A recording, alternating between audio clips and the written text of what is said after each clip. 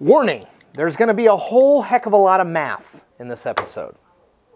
I told you. Here's a logic puzzle for you. When Nancy Pelosi was asked how confident she was that she had the votes to be the next Speaker of the House, she said, and I quote, 100%.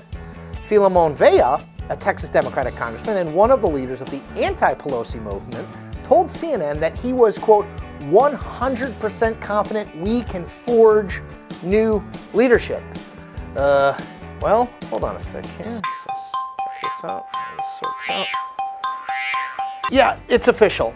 Both of those things can't be true. It's all right here, basically. The simple truth is that someone here is right, and someone is wrong, and later this month, we'll find out who, when the Democratic caucus votes on its leaders. But let's get into the debate.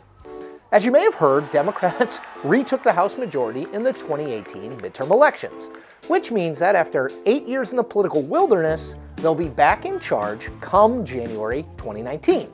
But before that, the party will choose its next leaders, from Speaker of the House to lower profile gigs like caucus chair. Now, what does that person exactly do, you say? They chair the caucus, of course. Duh. Pelosi has been the top-ranking Democrat in the House since 2002, which in and of itself is kind of amazing given the snake pit that is congressional politics.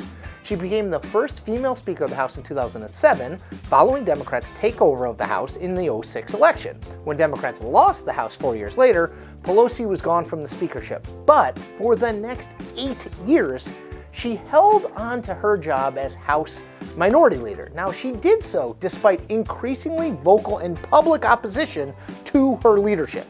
In the wake of the 2016 election, Pelosi won another term as Minority Leader, yes, but more than 6 of her colleagues voted against her on the House floor, the highest in her history of leadership races. Of those Democratic defectors, Pelosi told CNN at the time, quote, "They weren't defections, I got 2/3 of the vote," which, I mean, okay. Which brings us to the right here and now. Pelosi needs a simple majority of the newly elected Democratic caucus to be nominated as Speaker. At the moment, there are 225 Democrats in the 116th Congress, with a few uncalled races, which should get it closer to around 230. So, because of basic math, Pelosi will need around 115 Democratic votes to win. And she has to be considered a favorite to get them. Why? Well, because no one is running against her. Check my analysis here and check it closely, but I believe that you can't beat someone with no one, right? Of course, the strategy of the anti-Pelosi crowd isn't to beat her in a vote. Even they know that's probably not possible at the moment. Their goal is instead to rally enough support against Pelosi before the vote is scheduled for later this month that she bows to reality and steps aside. And there is some desire within the party base to do just that. Almost 3 in 5 Americans said they'd prefer another Democrat as Speaker of the House over past party leader Nancy Pelosi, according to a recent CNN poll. Quote, "We are trying to do the right thing for the party by solving this ahead of time," Massachusetts Rep. Seth Moulton, who's another prominent member of the anti-Pelosi crowd, told CNN recently of their move.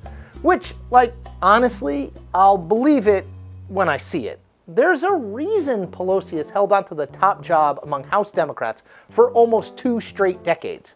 Actually, there are 3 reasons. Number 1, she's a liberal. The Democratic caucus, like the Democratic Party, has become more and more liberal over the past decade and a half or so.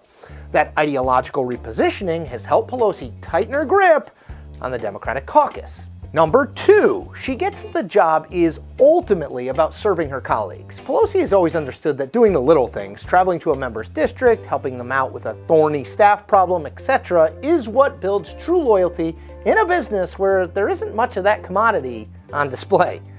Number 3, money, money, money, money, money. In the 2018 election alone, Pelosi raised almost $122 million for Democratic candidates and committees by herself. Since 2002, she's raised, and this is a staggering sum, $714 million for the party.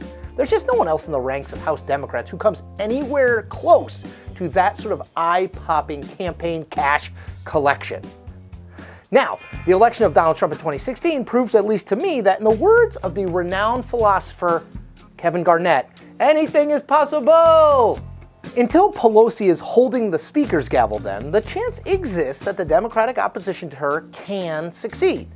But Pelosi didn't get to this point, on the verge of becoming Speaker of the House for the second time, on accident. She knows exactly what she's doing here. And that is the point. We do this every week, and we do it twice. Make sure to check out brand new episodes every Tuesday and Thursday.